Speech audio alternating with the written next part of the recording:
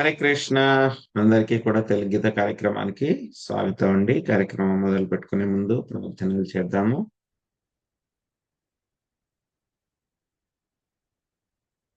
హరే కృష్ణ ప్రభుజీ దండ ప్రణామం.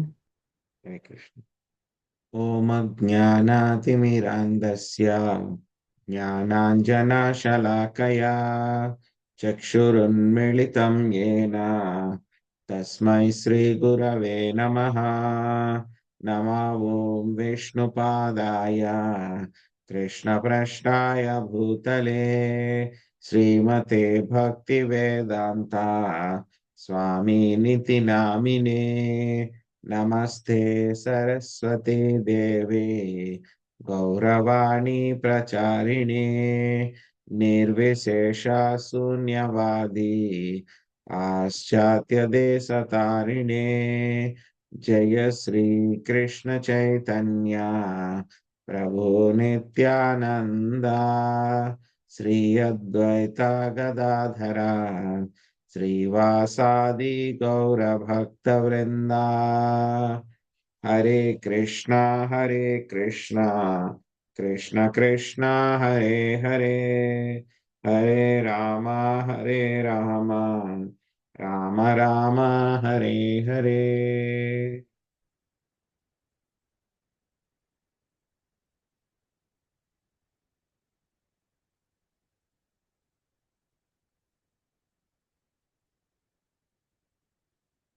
హరే కృష్ణ. సో ఈరోజు మనము భగవద్గీత 2వ అధ్యాయంలో 2-3 శ్లోకాలు నేర్చుకోవడానికి ప్రయత్నిద్దాము. శ్రీ భగవానువాచ కూటస్థ్వాకష్మలమిదం విషమే సముపస్థితం అనార్యజుష్టం మకీర్తికరమర్జున. 3వ శ్లోకము. క్లైబ్యం మాస్మాగమం పార్థ నైతత్వయ్యుపపద్యతే క్షుద్రం హృదయ దౌర్బల్యం త్యక్తోత్తిష్ట పరంతప. 2వ శ్లోకం అనువాదం చూద్దాము. శ్రీకృష్ణ భగవానుడు పలికెను, ఓ అర్జున, నీకీ కల్మషము ఎచ్చట నుండి ప్రాప్తించినది? జీవితపు విలువ నెరిగిన మనుజునకు ఇది అర్హము కానట్టిది. ఇది ఉన్నత లోకములను లభింపచేయదు, పైగా అపకీర్తిని కలిగించును.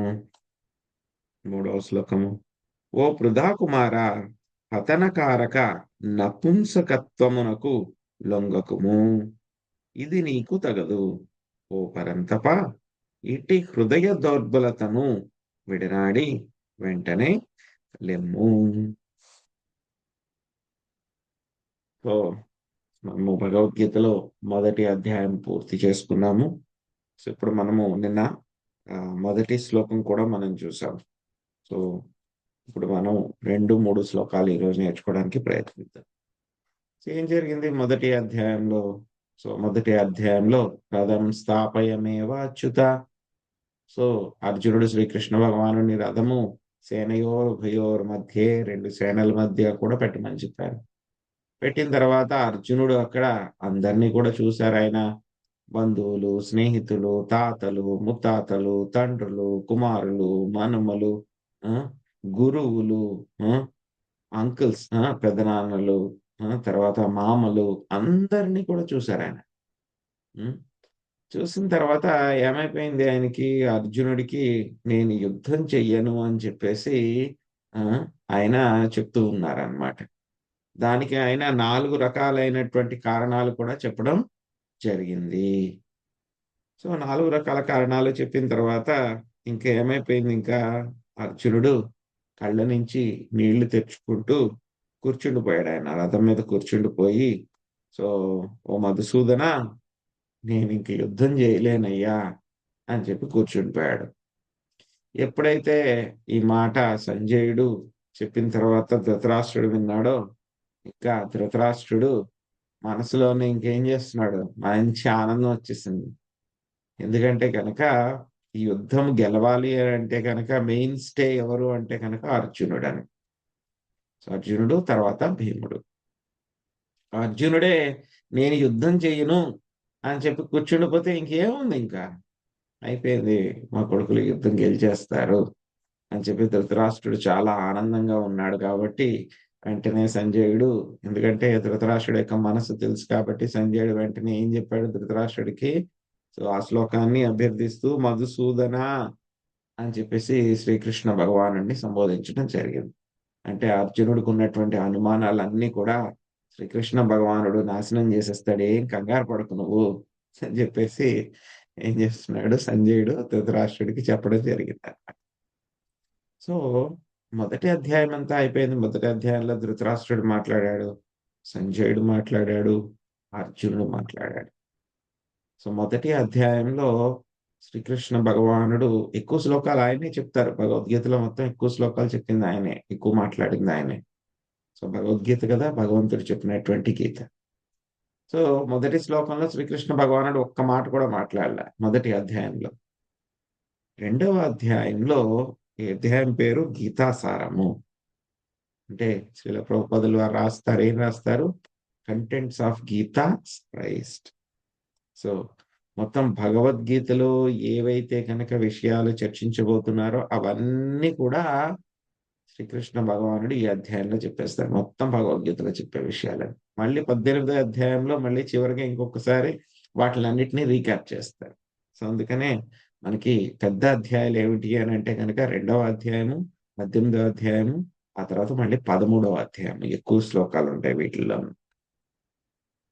ఈ యొక్క భగవద్గీతలో శ్రీకృష్ణ భగవానుడు మొట్టమొదటిసారి ఆయన మాట్లాడుతున్నారు. రెండవ శ్లోకంలో ఆయన మొట్టమొదటిసారి మాట్లాడుతున్నారు. ఇప్పుడు శ్రీకృష్ణ భగవానుడికి అర్జునుడికి మధ్యలో జరిగేటువంటి మాటలు ఎలా ఉన్నాయి, ఇద్దరు స్నేహితులు మాట్లాడుకునేటువంటి మాటలు ఇవి. ఎలా మాట్లాడుకుంటారు స్నేహితులు, పిచ్చాపాటిగా మాట్లాడుకుంటారు, ఏదో సరదాగా మాట్లాడుకుంటారు, వ్యంగ్యంగా మాట్లాడుకుంటారు, చలోక్తులతో మాట్లాడుకుంటూ ఉంటారు, నోటికి వచ్చింది మాట్లాడుతూ ఉంటారు. అందులో ఏమి తప్పేమీ ఉండదు, ఎందుకంటే ఇద్దరు స్నేహితులు మాట్లాడుకునే దానికి అర్థమేమీ ఉండదు అంత ఎక్కువ. ఒకసారి ఉండొచ్చు, ఉండకపోవచ్చు. సో అలాగే ఎప్పుడైతే గనక అర్జునుడు శ్రీకృష్ణ భగవానుడి స్నేహితుడి కిందే భావించి ఆయన ఇప్పటిదాకా మాట్లాడడం జరిగింది. సో దానికి సమాధానంగా శ్రీకృష్ణ భగవానుడు కూడా అర్జునుడిని స్నేహితుడి కిందే మాట్లాడి ఆయన్ని ఇక్కడ దూషిస్తారు కూడా. సో ఏం చెప్తున్నారు శ్రీకృష్ణ భగవానుడు, కూటస్థ్వా కష్మలమిదం విషమే సముపస్థితం. కూటస్థ్వా, ఈ కల్మషం ఎక్కడి నుంచి వచ్చింది నీకు? కూటస్థ్వ కష్మలమిదం, కష్మలం అంటే కల్మషం. కూటస్థ్వ ఎక్కడి నుంచి వచ్చింది నీకు? అనార్ఘ్యజుష్టం అసమర్ఘ్య కీర్తికరం. సో ఇది అనార్యులు చేసేటువంటి పనులు ఇవన్నీ కూడాను. అవి ఏం చేస్తూ ఉంటాయి, ఉన్నత లోకాలని ప్రాప్తింపచేయవు కాదు కదా, ఈ లోకంలో కూడా అవేం కలగజేస్తాయి, అపకీర్తికరం అర్జున, అపకీర్తిని కలుగజేస్తాయి అని చెప్తున్నాను. సో ఈ శ్లోకంలో చర్చించుకోవడానికి ముందే మనము ఒక చిన్న పదం వాడారు ఇక్కడ వ్యాసదేవులు వారు. ఏం చెప్పారు ఇక్కడ, శ్రీ భగవానువాచ. ఇప్పుడు దాకా ఏం చెప్పారు, అర్జునం వాచ, ధృతరాష్ట్రం వాచ, తర్వాత సంజయం వాచ అని చెప్పారు. శ్రీకృష్ణం వాచ అని చెప్పొచ్చు కదా, కృష్ణం వాచ అని చెప్పొచ్చు కదా. సో కానీ ఇక్కడ చెప్పలేదు ఆయన. ఏం చెప్పారు ఆయన, శ్రీ భగవానువాచ. భగవానువాచ, ఎవరు మాట్లాడుతుంది, ఎవరు మాట్లాడుతుంది, ఎవరు, భగవంతుడు. పరమ సత్యము, పరతత్వము, ఆయన మాట్లాడుతున్నాడు. అర్జునుడు ఆయన్ని స్నేహితుడి కింద భావిస్తూ ఉన్నారు ఆయన, అది వేరే విషయం. అర్జునుడు స్నేహితుడి కింద భావించినంత మాత్రాన ఆయన యొక్క విలువ ఏమీ తగ్గిపోదు. ఎటువంటి స్థితిలో అయినా సరే ఎవరైనా పరతత్వము, పరమ సత్యము, భగవానుడు, ఆయన మాట్లాడుతున్నారు ఇక్కడ. మాట్లాడేది ఎవరో మామూలు వ్యక్తి కాదు. మనలాంటి వ్యక్తి కాదు. ఏదైనా మామూలు చరిత్ర పురుషుడు కాదు. ఇక్కడ ఎవరు మాట్లాడుతుంది? పురాణ పురుషుడు, పరమ పురుషుడు, పురుషోత్తముడు, ఉత్తమ శ్లోకుడు. ఆయన మాట్లాడుతున్నారు. ఎందుకు భగవద్గీతకి అంతటి విలువ? ఎవరో మనం వేరే వాళ్ళు మన స్నేహితులు మనం మాట్లాడుకుంటే వచ్చేటువంటి విలువ వేరు. తల్లిదండ్రులు మాట్లాడుకుంటే వచ్చే విలువ వేరు. కానీ ఇక్కడ భగవద్గీతకి ఎందుకంతటి విలువ?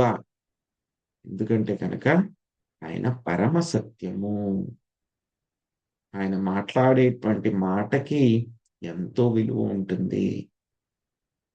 సో భగవద్గీత యొక్క చెప్పేటువంటి విషయాలు మనము అర్థం చేసుకోవాలి అని అంటే కనుక మనం ముందుగా అర్థం చేసుకోవాలి. ఏ విషయం అర్థం చేసుకోవాలి మనము?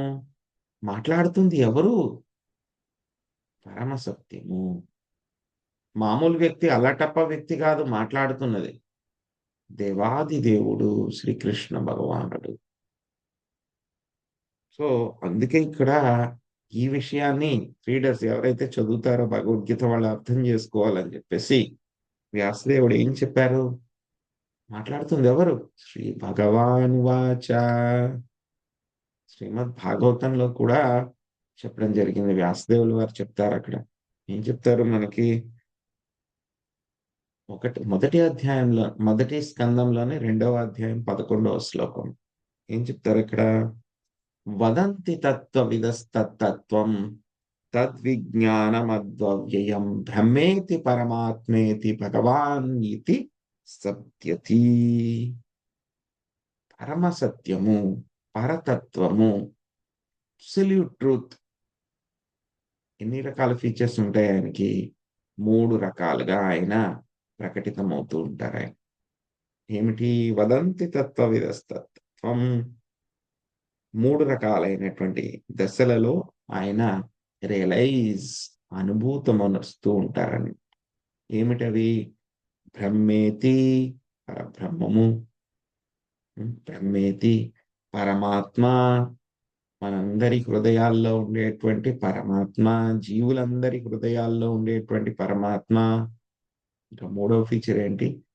భగవాన్. భగవాన్, భగవంతుడు, స్వయంగా శ్రీకృష్ణ భగవానుడు. సో 3 రకాలుగా ఈ యొక్క ఆధ్యాత్మికవేత్తలు ఆయన్ని అనుభూతమర్చుకుంటూ ఉంటారు. సో మనం చాలా సార్లు రకరకాల ఉదాహరణలతో కూడా చెప్పుకున్నాం మనం. ఏ విధంగా అంటే సూర్యుడి యొక్క కాంతి, తర్వాత సూర్యుడి యొక్క బింబము, ఆ తర్వాత సూర్యమండలము. ఈ 3ంటికి కూడా తేడా ఉంది, కానీ ఒకటి. సో కొంతమంది ఏం చేస్తూ ఉంటారు? సూర్యకిరణాల పైన వాళ్ళు అధ్యయనం చేస్తూ ఉంటారు. కొంతమంది సూర్యుడి యొక్క బింబం పైన అధ్యయనం చేస్తూ ఉంటారు. సూర్యకిరణాల పైన అధ్యయనం చేసేటువంటి వాళ్ళకి తక్కువ జ్ఞానం, కొంచెమే జ్ఞానం. సూర్య బింబం పైన అధ్యయనం చేసేటువంటి వాళ్ళు, తెలుసుకునేటువంటి వాళ్ళకి ఏం తెలుస్తుంది? సూర్యకిరణాల గురించి తెలుస్తుంది, సూర్యబింబం గురించి కూడా తెలుస్తుంది. కానీ ఎవరైతే కనుక నిజంగా ఆ యొక్క సౌరగ్రహంలో ఎవరైతే కనుక ప్రవేశించారో, సౌరగ్రహంలో ప్రవేశించి అక్కడ ఏముంది, ఎవరున్నారు, ఏ వ్యక్తి ఉన్నారు, ఇంకా ఆయనతో పాటు ఎవరున్నారు అనేటువంటి విషయాలు తెలుసుకున్నటువంటి వాళ్ళకి ఇంకా పరిపూర్ణముగా అన్ని కూడా తెలుస్తాయి. ఏం తెలుస్తాయి వాళ్ళకి? సూర్యకాంతి గురించి తెలుస్తుంది, సూర్యమండలం ఎంత ఉంది అని చెప్పి తెలుస్తుంది, మండలం లోపల ఎవరున్నారు, ఏ విధంగా అంతటి శక్తి వస్తోంది, ప్రపంచానికి అంతటికీ కూడా ఆయన ఏ విధంగా యొక్క శక్తి అంత ఇస్తున్నారు, వెలుగు కాంతి అంత ఇస్తున్నారు, ఏ విధంగా ఆయన తిరుగుతూ ఉన్నారు. ఆయన తిరుగుతూ ఉండడం మూలంగానే ఏమవుతుంది? మొత్తం ఉన్నటువంటి విశ్వంలో పగలు, రాత్రి, కాలము అంతా కూడా ఆయన మీదే ఆధారపడి ఉన్నాయి. ఏ విధంగా ఆధారపడి ఉన్నాయి? ఇటువంటి విషయాలన్నీ కూడా మనకి పూర్తిగా తెలుస్తాయి. అదేవిధంగా ఇక బ్రహ్మజ్యోతి ఏదైతే ఉందో అది శ్రీకృష్ణ భగవానుడి యొక్క దేహ కాంతి. ఆ యొక్క బ్రహ్మజ్యోతిలోనే మొత్తం వైకుంఠ లోకాలు అన్నీ కూడా ఉన్నాయి.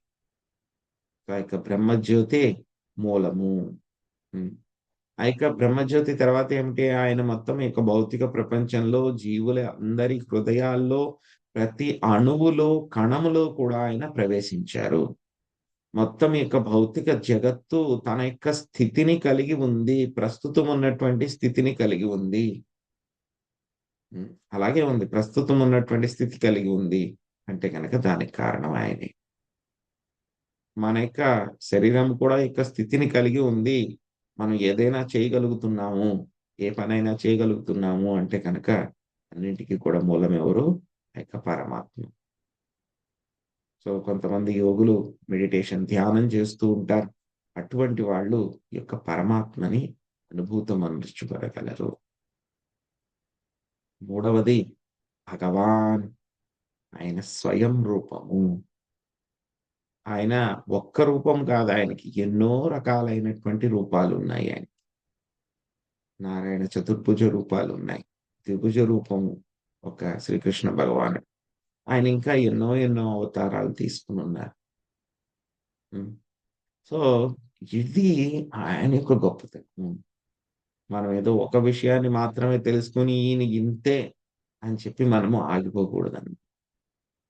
సో, అందుకనే ఇక్కడ భగవాన్ అనేటువంటి పదం ఇక్కడ ఉపయోగించడం జరిగింది. అసలు ఈ భగవాన్ అంటే ఏమిటి? దానికి అర్థం ఎవరిచ్చారు? ఎందుకంటే మనకి విష్ణు పురాణంలో పరాశర ముని చెప్పడం జరిగిందనమాట. ఏం చెప్పారాయన? ఐశ్వర్యస్య సమగ్రస్య వీర్యస్య యశస్వియః జ్ఞాన వైరాగ్యయోర్చైవ సన్నం భగ ఇతి గణ. ఏం చెప్తున్నారు ఇక్కడ? సమగ్రస్య. సమగ్రము అంటే గనక పరిపూర్ణముగా, పూర్తిగా 100% పరిపూర్ణముగా. అందులో ఒక చిన్న భాగం కూడా తప్పు లేదు. అంతటి ఏమున్నాయి భగవంతుడికి? 6 రకాలైన ఐశ్వర్యాలు ఉన్నాయి. ఏమిటవి? ఐశ్వర్యస్య మొట్టమొదటిది ఆయనకి సంపద. రెండవది వీర్యస్య. హ్మ్. వెల్త్ అంటే ఆయనకి మొట్టమొదటిది ఐశ్వర్యం. రెండవది వీర్యస్య అంటే గనక ఆయన పరమ శక్తిమంతుడు. మూడవదేంటి? ఆయనకి కీర్తి. ఆయనకున్నటువంటి కీర్తి పరిపూర్ణమైనటువంటిది. ఎవరు కూడా ఆయన్ని మించలేరు. తర్వాతేంటి? శ్రియః. యశః అంటే గనక కీర్తి. శ్రియః అంటే గనక ఆయన యొక్క అందము. హ్మ్. శ్రియః అంటే గనక ఆయన యొక్క అందం. తర్వాత జ్ఞానము. ఆయనకి ఉన్నటువంటి జ్ఞానం ఆయనకంట ఎక్కువ ఉన్నటువంటి జ్ఞానం ఎవ్వరికీ లేదు. తర్వాత వైరాగ్యము. ఎన్ని రకాలైనటువంటి సంపదలు, ఆ! అందము, ఆస్తి, జ్ఞానము ఇవన్నీ ఉన్నా సరే ఆయన దేని పట్ల కూడా ఆకర్షితుడు కాడు ఆయన. ఆయనకి పూర్తిగా వైరాగ్యము ఉంది. సో, ఈ యొక్క 6 లక్షణాలు ఎవరికైతే కనుక సమగ్రం, సమగ్రం అంటే పరిపూర్ణముగా, సంపూర్ణముగా ఎవరికైతే ఉన్నాయో వాళ్ళని ఏమంటున్నారు ఆయన? ఇతి భగ ఇతి గణ. సో, భగవంతుడు అంటే గనక ఆయన భగవంతుడు. మరి ఎవరికున్నాయి ఇటువంటివి సమగ్రమైనటువంటి లక్షణాలు అన్నీ కూడాను? ఈశ్వర పరమ కృష్ణ సచ్చిదానంద విగ్రహ అనాదిరాదిర్గోవింద సర్వకారణ కారణం. సో, ఎవరైనా ఈశ్వరుడు మొత్తం అందరినీ కూడా నియంత్రించేటువంటి వాడు. అందరికీ యజమాని. సో, పరమ కృష్ణ సచ్చిదానంద విగ్రహ. ఆయన అనాది పురుషుడు. ఆది అందరికీ కూడా మూలము. గోవిందుడు. హ్మ్. ఇంకా ఎవరైనా సర్వకారణ కారణము. అన్ని రకాలైనటువంటి కారణాలకి కూడా ఆయనే కారణము. ఏదైనా విషయము ఎందుకిదిలా జరుగుతుంది అంటే గనక వెంటనే మనకి ఒక కారణం ఉంటుంది. ఇమ్మీడియట్ కాజ్ అంటారు. దానికి మూలం ఎవరు అంటే కనుక ఇంకొక కారణం ఉంటుంది దానికి వెనకాల. అలా మనం కారణాలను వెతుక్కుంటూ వెళ్తే కనుక చిట్ట చివరి కడపటి సత్యము, పరమ కారణము ఎవరు? శ్రీకృష్ణ భగవానుడు. సర్వకారణ కారణం. అలాగే ఎన్నో రకాలైనటువంటి అవతారాలున్నాయి. అవతారాలన్నీ కూడా మనం చెప్పుకున్నాం మనం. భగవాన్ అనే ఫీచర్‌లో ఎన్నో అవతారాలుంటాయి. సో, ఆ యొక్క అవతారాల్లో కూడా అవన్నీ కూడా మనకి శ్రీమద్ భాగవతంలో వర్ణించిన తర్వాత చివరగా చెప్తారు వ్యాసదేవుడు ఏం చెప్తారాయన? ఏతే చాంసా కళా పుంసా కృష్ణస్తు భగవాన్ స్వయం ఇంద్రారివ్యాకులం లోకే నృత్యంతి యుగే యుగే. ఇప్పుడు చెప్పబడినటువంటి అవతారాలన్నీ కూడా అవతారాలు, అంశ అవతారాలు ఇవన్నీ కూడాను. కానీ కృష్ణస్తు భగవాన్ స్వయం. శ్రీకృష్ణ భగవానుడు ఎవరు ఆయన? స్వయంగా భగవంతుడు ఆయనే. స్వయంగా ఆయనే భగవంతుడు అని చెప్పి ఎవరు? వ్యాసదేవుడు ఆయన ధృవీకరించడం జరిగింది. సో, భగవద్గీత విన్న తర్వాత మళ్ళీ అర్జునుడు కూడా ఇదే విషయాన్ని ఆయన ధృవీకరిస్తారు.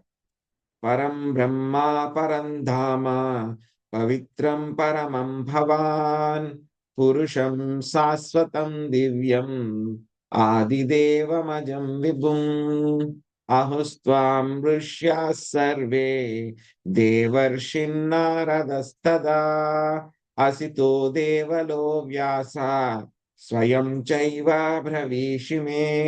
ఏం చెప్తున్నారు అర్జునుడు? అర్జునుడు కూడా అదే విషయాన్ని ఆయన చెప్తారు విన్న తర్వాత మనకి. పరం బ్రహ్మ పరం ధామ పవిత్రం పరమం భవాన్ పురుషం శాశ్వతం దివ్యం ఆదిదేవం అజం విభుం. మిక్కిలేదయ్యా, మొత్తం విభు, అన్ని రకాల ఐశ్వర్యాలు కూడా నీలోనే ఉన్నాయని. సో ఇది శ్రీకృష్ణ భగవానుడి యొక్క పొజిషన్, ఆయన యొక్క స్థాయి. శ్రీకృష్ణ భగవానుడి యొక్క స్థాయి. సో అందుకే మనము ఆయన మాటకి అంతటి విలువ ఇవ్వాలి. చెప్పేటువంటి వ్యక్తి ఎవరో మామూలు వ్యక్తి కాదు. సాదాసీదా వ్యక్తి కాదు. అమాయకుడు కాదు. అజ్ఞాని కాదు. ఆయన ఎవరు? ఇప్పుడే చెప్పాం కదా, చెప్పుకున్నాం మనం. అర్జునుడు ఏం చెప్పారు? పరం బ్రహ్మ పరంధామ పవిత్రం పరమం భవాన్ పురుషం శాశ్వతం దివ్యం ఆదిదేవం అజం విభుం. అటువంటి శ్రీకృష్ణ భగవానుడు ఆయన మాట్లాడడం మొదలుపెట్టారు.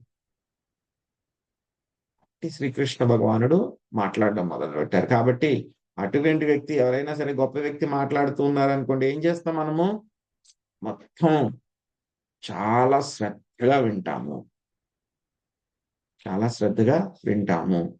సో అలాగే భగవద్గీత ఇప్పుడు శ్రీకృష్ణ భగవానుడు మాట్లాడడం మొదలు పెడుతున్నాడు. సో కాబట్టి ఆయన చెప్పేటప్పుడు మనం రకరకాలుగా మనం తీసుకోవాలి ఆయన యొక్క మాటలు. ఒకటి, ఆయన యొక్క మాటల్ని శ్రద్ధగా వినాలి. రెండవది, ఆయన మాటలో ఎటువంటి తేడా కూడా ఉండదు అని చెప్పి మనము అర్థం చేసుకోవాలి. మూడవది, ఆయన మాట్లాడేదంతా కూడా పరమ సత్యము.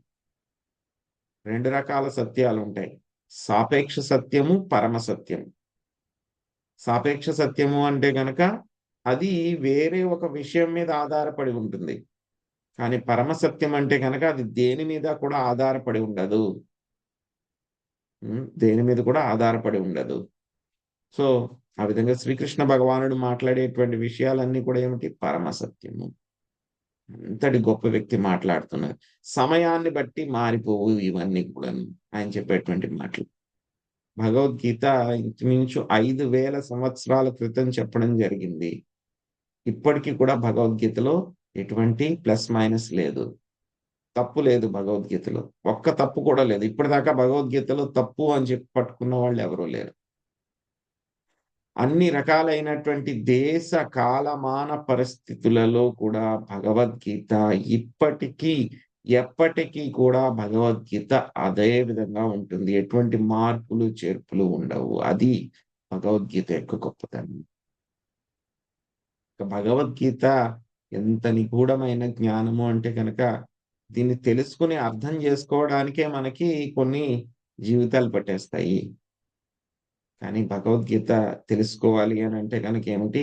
చాలా జాగ్రత్తగా తెలుసుకునేటువంటి విధానము. వినా మహత్ సేవనాంచన. ఎవరైతే శుద్ధ భక్తులు, మహాత్ములు ఎవరైతే ఉంటారో వాళ్ళ సేవ చేయగలిగితే కనుక మనకి భగవద్గీత అర్థమవుతుంది. వినా మహత్ సేవనాంచన. భగవద్గీత అర్థం అవ్వాలంటే కనుక మనకి శుద్ధ భక్తుల యొక్క సేవ చేయకుండా మనకి భగవద్గీత అర్థమవ్వదు. సో అందుకే చాలా మంది మొదలు పెడతారు భగవద్గీత చదువుదామని, అర్థం చేసుకోవడానికి ప్రయత్నిస్తూ ఉంటారు. సో కొంతమందికి అర్థం అవ్వదు. సో ఇంట్రెస్ట్ లేక మధ్యలో వదిలేస్తారు. సో కొంతమందికి ఏదో అర్థమవుతుంది. అర్థమైనట్టు ఉంటుంది పైపైన. వాళ్ళకి స్థాయి అలాగే ఉంటుంది. కొంతమంది ఏంటంటే గనక వాళ్ళు ఇంకా చాలా పండితులు కాబట్టి చాలా దృఢంగా అర్థం చేసుకోవాలని ప్రయత్నిస్తూ ఉంటారు. కానీ మహాత్ముల యొక్క సేవ లేకపోవడం మూలంగా, శ్రీకృష్ణ భగవానుడు అంటే గౌరవం లేకపోవడం మూలంగా ఏమైపోతుంది? మాయ ఏం చేస్తుంది? సరస్వతీదేవి మాయ. సో మాయాదేవి ఏం చేస్తుంది? వాళ్ళ యొక్క బుద్ధిని వక్రీకరించేసి భగవద్గీతకి యొక్క రియల్ కన్క్లూజన్ ఏదైతే ఉందో అక్కడికి వెళ్ళడానికి వెళ్ళనివ్వదు. ఆపేస్తుంది వాళ్ళని. ఎవరు మాత్రం అర్థం చేసుకోగలరు? భక్త్యా మామభిజానాతి. స్వామి చెప్తారు భగవద్గీతలో. భక్తులు మాత్రమే నన్ను అర్థం చేసుకోగలరు. స్వామిని అర్థం చేసుకోగలరు. ఆయన చెప్పినటువంటి భగవద్గీతని అర్థం చేసుకోగలరు. సో కాబట్టి మనం శ్రీకృష్ణ భగవానుడి యొక్క మాటలను తీసుకునేటప్పుడు ఎలా తీసుకోవాలి? చాలా సీరియస్ గా తీసుకోవాలి. చాలా సీరియస్ గా తీసుకోవాలి. సో ఆయన మాట్లాడే మాట మీద మనకి పూర్తి నమ్మకం ఉండాలి. నాకిప్పుడు అర్థమవుతూ ఉండకపోవచ్చు. నాకు అర్థమవ్వకపోవచ్చు. కానీ నాకు అర్థమవ్వనంత మాత్రాన ఆయన చెప్పినటువంటి విషయం అసత్యం అయిపోదు. నాకున్న తెలివితేటలకు అర్థమవ్వకపోవచ్చు ఇప్పుడు ప్రస్తుతం. కానీ ఆయన చెప్పినటువంటి మాట ఎప్పుడు కూడా నిజమే. అది ఎప్పటికీ కూడా అప్లికబుల్ అయితుంది. అన్ని రకాలైన దేశ, కాలమాన పరిస్థితుల్లో కూడా అది మనకి ఏమవుతుంది? అది మనకి అప్లికబుల్ అవుతుంది. సో ఈ యొక్క ఉద్దేశంతోటి శ్రీకృష్ణ భగవానుడు చెప్పినటువంటి మాటల్ని మనము తీసుకోవాలి. సో శ్రీకృష్ణ భగవానుడు ఇంకా అర్జునుడితోటి ఏ మూడ్ లో మాట్లాడుతున్నారు? ఫ్రెండ్ తో మాట్లాడుతున్నట్టు, స్నేహితుడితో మాట్లాడుతున్నట్టే మాట్లాడుతున్నారు. కానీ తర్వాత వచ్చే శ్లోకాల్లో చూస్తాం. సో ఏం చేస్తారు?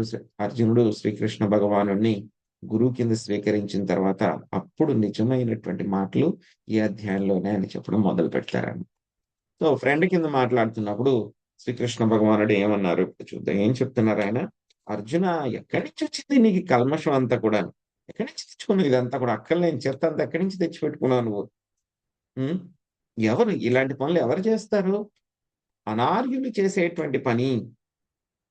సో ఆర్యులు, అనార్యులు 2 రకాలు. సో ఎవరు ఆర్యులు అంటే కనుక వాళ్ళకి జీవితం యొక్క విలువ తెలిసినటువంటి వాళ్ళు ఆర్యులు.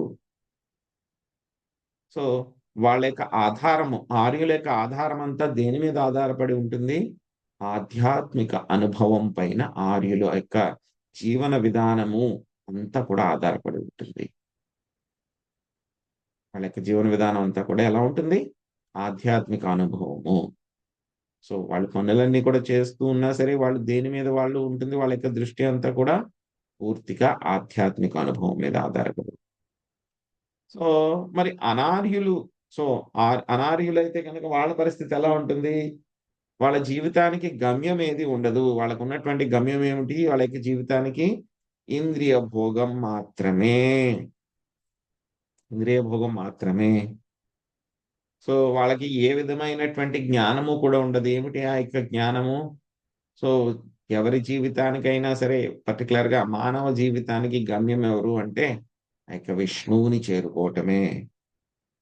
సో ఆయన్ని చేరుకుంటేనే మనము ఈ భౌతిక పరమైనటువంటి జన్మ, మృత్యు, జరా వ్యాధుల నుంచి బయటపడతాము అనేటువంటి విషయము తెలియదు. ఎవరికి? అనార్యులకి తెలియదు. వాళ్ళు పూర్తిగా భౌతిక పరమైన ఇంద్రియ భోగాల పట్లనే వాళ్ళ యొక్క జీవితం అంతా కూడా ఆధారపడి ఉంటుంది. వాళ్ళు యొక్క మాయామోహితులు అయిపోయి ఉంటారు వాళ్ళు. మాయ చేత మోహితులైపోయి ఉంటారు. మాయాపహృత జ్ఞాన, వాళ్ళ యొక్క జ్ఞానం అంతా కూడా మాయ ఏం చేస్తుంది? మంచి జ్ఞానం అంతా కూడా అపహృత, దొంగిలించేస్తుంది వాళ్ళ యొక్క జ్ఞానాన్ని, నిజమైన జ్ఞానాన్ని దొంగిలించేసి వాళ్ళకి ఏ జ్ఞానాన్ని ఇచ్చింది? మాయా మోహ జ్ఞానాన్ని ఇవ్వడం జరిగింది అనమాట. సో ఇక్కడ ఏం చెప్తున్నారు శ్రీకృష్ణ భగవానుడు అంటే కనుక, అర్జునుడిని ఒక రకంగా ఆయన దూషిస్తూ ఉన్నారు, ఖండిస్తూ ఉన్నారు ఆయన చెప్పిన దానికి అన్నమాట. ఏం చేస్తున్నావు నువ్వు? ఏం చెప్తున్నావు? ఎక్కడి నుంచి తెచ్చిపెట్టుకున్నావు ఇలాంటి కల్మషాలన్నీ కూడా అర్జున? ఎక్కడి నుంచి వచ్చింది నీకు? ఆ?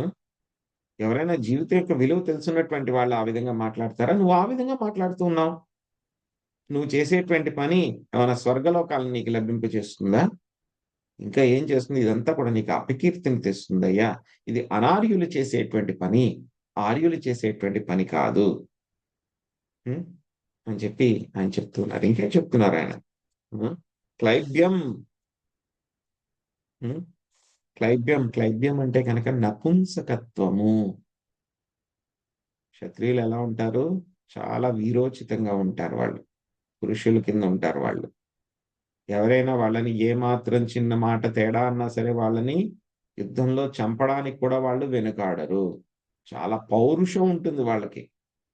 క్షత్రియుల యొక్క లక్షణం ఏమిటి? పౌరుషం ఉంటుంది వాళ్ళకి. ఎంతో చాలా రోషం, పౌరుషం అన్నీ కూడా ఉంటాయి. కానీ ఇక్కడ అర్జునుడిని ఏం చేస్తున్నారు? శ్రీకృష్ణ భగవానుడు ఏం చెప్తున్నారు? పతనకారక నపుంసకత్వము తెచ్చిపెట్టుకున్నావు నువ్వు. క్లైబ్యం, అసమర్థత, నపుంసకత్వము. ఎక్కడి నుంచి వచ్చింది నీకు ఈ నపుంసకత్వం? ఎక్కడి నుంచి తెచ్చిపెట్టుకున్నావు నువ్వు ఇది? ఉం? ఎవరు నువ్వు? ఉం? పరంతప, పరంతప అంటున్నారు. సో ఎక్కడి నుంచి తెచ్చిపెట్టుకున్నావు? బృధా కుమార్, ఎక్కడి నుంచి తెచ్చిపెట్టుకున్నావు నువ్వు ఇది? నువ్వు అందరూ కూడా ఏమనుకుంటుంది? ప్రపంచం అంతా కూడా నువ్వు గొప్ప వీరుడు అని చెప్పి ఇప్పుడు దాకా పేరు తెచ్చుకున్నావు. అలాంటిది నువ్వు యుద్ధంలో నేను యుద్ధం చేయను అని చెప్పి నువ్వు చెప్తే గనక ప్రపంచం అంతా ఏమనుకుంటుంది? ఇదంతా కూడా అర్జునుడు చూపించినటువంటి గాంభీర్యము, అర్జునుడు నపుంసకుడు అని చెప్పి నీ యొక్క శత్రువులు అందరూ కూడా నిన్ను చూసి నవ్వుతారు, నీకు అపకీర్తి వస్తుంది. సో కాబట్టి ఈ యొక్క నపుంసకత్వానికి నీవు లొంగద్దు, అసమర్థతకి నువ్వు లొంగద్దు. ఇంకోటి ఏం చేస్తున్నావు? కూటస్థా కష్మలం. ఉం? సో కూట అంటే ఎక్కడి నుంచి తెచ్చుకున్నావు? ఈ యొక్క కల్మషం అంతా కూడా ఎక్కడి నుంచి వచ్చిందయ్యా నీకు? ఉం? సో ఇక్కడ శ్రీకృష్ణ భగవానుడు అర్జునుడికి రథసారథి కింద ఉన్నాడు. అలాంటప్పుడు ఈ యొక్క కల్మషం ఎక్కడి నుంచి వచ్చింది? ఇంకొకటి ఏమిటి? అర్జునుడు ఇప్పుడే చెప్పుకున్నాం మనం, ఆర్యులు అనార్యులు అని చెప్పుకున్నాం మనం. సో ఆర్యుల యొక్క కుటుంబాల్లో అజ్ఞానం అనేటువంటిది ఉండదు. ఎందుకంటే ఆర్యుల యొక్క కుటుంబం దేని మీద ఆధారపడి ఉంటుంది? ఆధ్యాత్మిక అనుభవం పైన వాళ్ళ యొక్క జీవనం అంతా ఆధారపడి ఉంటుంది. అర్జునుడు ఆర్యుల కుటుంబాల్లో ఉన్నాడు. అటువంటి కుటుంబంలో పుట్టిన ఆయనకి ఈ యొక్క కల్మషాలన్నీ తెచ్చుకోవడం అంటే కనుక అనార్యుడు అయిపోవడం అనేటువంటిది సమంజసం కాదు. ఇంకా మూడవది ఏం చెప్తున్నారు? క్షుద్రం హృదయ దౌర్బల్యం. క్షుద్రం హృదయ దౌర్బల్యం. క్షుద్రం అంటే కనుక తుచ్చమైనటువంటిది, లో క్లాస్. లో క్లాస్ అన్నమాట, తుచ్చమైనటువంటిది. అటువంటి యొక్క హృదయ దౌర్బల్యం అంటే హృదయంలో ఉన్నటువంటి బలహీనత. ఎందుకంటే అర్జునుడు చూసాం మనం, ఇక్కడ మా యొక్క గురువులు ఉన్నారు, ద్రోణాచార్యులు, కృపాచార్యులు, తర్వాత తాతలు ఉన్నారు, ఎవరు భీష్ముడు, వీళ్ళందరూ ఉన్నారు. వీళ్ళతోటి నేను ఎలాగ యుద్ధం చేయను అని చెప్పేసి ఆయన ఏదో గొప్ప వ్యక్తి కింద, వాళ్ళ మీద ఏదో కరుణ చూపించేటువంటి వ్యక్తి కింద ఆయన ఉదారత చూపిస్తూ ఉన్నారు. అదేంటి? తప్పుడు ఉదారత. అది తప్పుడు ఉదారత. మనం ఎవరి మీదైనా సరే ఏం చూపించొచ్చు? వాళ్ళ మీద దయ, కరుణ అవన్నీ కూడా చూపించొచ్చు. కానీ కొంతమంది మీద మనం దయా, కరుణ చూపించకూడదు. పాము వచ్చింది మనం చంపడానికి, కరవడానికి సిద్ధంగా ఉంది.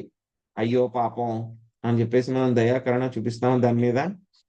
వెంటనే మన యాక్షన్ ఏముంటుంది? వెంటనే మన యాక్షన్ మనని మనం రక్షించుకోవాలి.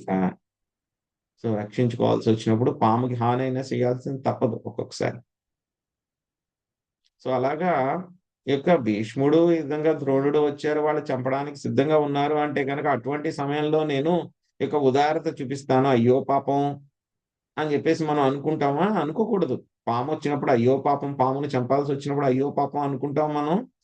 అనుకోం మనం. సో అలాగే అర్జునుడు కూడా ఇక్కడ ఏం చేస్తున్నాడు, ఆయన ఈ యొక్క తప్పుడు ఉదారతను చూపిస్తూ ఉన్నాడు. అంటే కనుక ఏమిటి అది? ఈ యొక్క హృదయ బలహీనత, హృదయ దౌర్బల్యం. సో ఇది తప్పు. ఈ యొక్క హృదయ దౌర్బల్యం వలన నువ్వేం చేస్తున్నావు? యుద్ధం చేయను అని చెప్పి చెప్తూ ఉన్నావు. సో ఇవన్నీ కూడా ఒక క్షత్రియుడి కింద. ఇంకొకటి చెప్తే కనుక అర్జునుడు ఇంద్రుడి యొక్క కుమారుడు. ఇంద్రుడు అంటే కనుక దేవరాజు. సో సో ఇంద్రుడి యొక్క కుమారుడు అయినటువంటి నువ్వు ఎంత వీరోచితంగా ఉండాలి. ఇంద్రుడి కుమారుడు అయిన నువ్వు ఎంత శక్తివంతుడు అయి ఉండాలి. సో నువ్వు కనుక ఇప్పుడు యుద్ధం చేయను అని చెప్పి నువ్వు కూర్చుంటే కనుక ఎంతమందికి అపకీర్తి, నీ యొక్క వంశానికి అందరికీ కూడా అపకీర్తి, క్షత్రియులందరికీ కూడా అపకీర్తి, నీకు కూడా అపకీర్తి. నువ్వు ఏమంటారు అటువంటి వాళ్ళని? సో తండ్రికి తగ్గ కొడుకు కాదు, సో అటువంటి కొడుకు కాదు అని చెప్పేసి నువ్వు వాళ్ళందరికీ కూడా నువ్వేం చేస్తున్నావు? అపకీర్తి చేస్తున్నావు. క్షాత్ర బంధువు. సో క్షత్రియుడు కాదు, నువ్వు క్షత్రియ బంధువు అయిపోతావు. కాబట్టి ఏం చెప్తున్నారు? ఇదంతా కూడా నువ్వు క్షత్రియుడి యొక్క తండ్రికి నువ్వు సరైనటువంటి సంతానం కాదు. నువ్వు ఈ విధంగా యుద్ధం చేయను అని చెప్పి కూర్చుంటే, యుద్ధంలో మరణం వచ్చినా సరే పర్వాలేదు, వీరోచితంగా పోరాడాడు, శక్తి సామర్థ్యాలు ఎంతైతే ఉన్నాయో శక్తి వంచన లేకుండా పోరాడాడు, యుద్ధంలో మరణించాడు అంటే కనుక అది గొప్ప పేరు. అది అంతేగాని యుద్ధంలో పారిపోయి వచ్చాడు, చాలా శక్తులు ఉన్నాయి నాకు, అయినా సరే యుద్ధంలో పారిపోయి వచ్చాను నేను అంటే కనుక ప్రపంచం నిన్ను మెచ్చుకోదయ్యా. ఏం చేస్తుంది? నీకు అపకీర్తిని కలగజేస్తుంది. ఈ యొక్క అపకీర్తిని కలగజేస్తుంది. సో కాబట్టి అర్జున, దీన్ని వదిలిపెట్టు, హృదయ దౌర్బల్యాన్ని వదిలిపెట్టు, వెంటనే లేచి యుద్ధం చేయి అని చెప్పేసి శ్రీకృష్ణ భగవానుడు చెప్తూ ఉన్నారు. సో ఇప్పుడు ఆయన చెప్పినటువంటి మాటలు ఏ స్థాయిలో ఉన్నాయి? స్నేహితుడు, ఫ్రెండ్లీ టాక్స్, స్నేహితుడి యొక్క స్థాయిలో ఆయన చెప్తూ ఉన్నారు. సో ఆ తర్వాత మళ్ళీ మనం చూద్దాము రేపు వచ్చేటువంటి శ్లోకంలో అర్జునుడు యుద్ధం చేయను అనడానికి 5వ కారణం కూడా ఆయన చెప్తారు. సో ఆ తర్వాత అర్జునుడు ఏం చేశారు అనేటువంటిది మనం తెలుసుకుందాం. హరే కృష్ణ. హరే కృష్ణ ప్రభుజీ, ధన్యవాదాలండి. దండవత్ ప్రణామాలు. హరే కృష్ణ ప్రభుజీ, దండవత్ ప్రణామాలు. హరే కృష్ణ ప్రభుజీ, దండవత్ ప్రణామాలు ప్రభుజీ. హరే కృష్ణ. హరే కృష్ణ ప్రభుజీ, దండవత్ ప్రణామాలు ప్రభుజీ. హరే కృష్ణ ప్రభుజీ, దండవత్ ప్రణామాలు. హరే కృష్ణ ప్రభుజీ, దండవత్ ప్రణామాలు. హరే కృష్ణ ప్రభుజీ. హరే కృష్ణ హరే ప్రభుజీ, రెండు సత్యాలు ప్రణామాలు. హరే కృష్ణ ప్రభుజీ. ఆ రెండు సత్యాలు ఒకసారి చెప్పరు? సాపేక్ష సత్యము, పరమ సత్యం. Relative truth, absolute truth. ఒకసారి వాటి గురించి చెప్పరు వన్ లైన్ లో? సాపేక్ష సత్యము, పరమ సత్యము. సో సాపేక్ష సత్యము అని అంటే కనుక అది వేరే దాని మీద ఆధారపడి ఉంటుంది, రిలేటివ్ ట్రూత్ అన్నమాట. సో మనం మ్యాథ్స్ లో అవి నేర్చుకుంటాం కదా. సో ఈ ఫార్ములా ఇస్తారు మనకి, ఏదో ఒక ఫార్ములా ఇస్తారు. సో ఆ ఫార్ములా వాళ్ళు చెప్పిన తర్వాత దాంట్లో కండిషన్స్ అప్లై కింద చెప్తారు. టెంపరేచర్ ఇలా ఉండాలి, లేకపోతే ఇది పాజిటివ్ గా ఉండాలి, సో ఇది నెగిటివ్ అవ్వకూడదు, అప్పుడే ఈ ఫార్ములా పని చేస్తుంది అని చెప్పి చెప్తారు మనకి. సో ఇది కాన్స్టెంట్ గా ఉండాలి, లేకపోతే కనుక ఎయిర్ ప్రెషర్ ఇంత ఉండాలి అని చెప్పి మనకు చెప్తారు. అవన్నీ కూడా ఏమిటి? సాపేక్ష సత్యాలు అవన్నీ కూడా. కానీ ఎప్పుడు కూడా ఎటువంటి పరిస్థితుల్లో కూడా మారిపోయినటువంటి సత్యము అది పరమ సత్యం. Thank you Prabhuji. హరే కృష్ణ, ధన్యవాదాలు. హరే కృష్ణ ప్రభుజీ, దండత్ ప్రణామం. హరే కృష్ణ. అంటే అండి వేరే దాని మీద ఉదాహరణ తీసుకున్నది సాపేక్ష సత్యం అవుతుందంటారా ప్రభుజీ? వేరే దాని మీద ఆధారపడినది సాపేక్ష సత్యము. ఓకే ప్రభు. దేని మీద ఆధారపడింది? అన్ని రకాల పరిస్థితుల్లో కూడా మార్పు లేనటువంటి సత్యము పరమ సత్యం. Okay Prabhuji, thank you. Hare Krishna. అంటే ప్రభుజీ, పరమ సత్యం అంటే భగవానుడే, శ్రీకృష్ణ భగవానుడే. అవును, ఆయన చెప్పినవి అంతా కూడా పరమ సత్యాలు. మరి సాపేక్ష అంటే సాపేక్ష వేరే సత్యం దాని అంటే మీద కనుక మనం మ్యాథ్స్ లో చదువుకుంటాం కదండి, సైన్స్ లో కూడా చదువుకుంటాం కదా. ప్రెషర్ ఫార్ములాస్, తర్వాత రెసిస్టెన్స్ ఫార్ములాస్ అవన్నీ కూడా చదువుకుంటాం. అందులో వాళ్ళు రాస్తారు, ఇది రాసిన తర్వాత ఇది ఉండకూడదు, ఈ ప్రెషర్ ఇక్కడ కాన్స్టెంట్ గా ఉండాలి, లేకపోతే టెంపరేచర్ ఇక్కడ కాన్స్టెంట్ గా ఉండాలి. ఇదైతే కనుక పాజిటివ్ టెంపరేచర్ ఉంటేనే ఈ ఫార్ములా పనిచేస్తుంది, సో నెగిటివ్ టెంపరేచర్ ఉంటే ఇది పనిచేయదు అని చెప్పి రాస్తారు కదా కింద. సో అవన్నీ కూడా ఏంటి సత్యాలు, అవన్నీ కూడా సాపేక్ష సత్యాలు అన్నమాట. వేరే దాని మీద ఆధారపడి ఉంటుంది. ఆ వాల్యూ మారిపోతే ఇది మారిపోతుంది, ఇది పనిచేయదు. అవన్నీ కూడా సాపేక్ష సత్యాలు. ప్రభు థ్యాంక్ యూ. హరే కృష్ణ.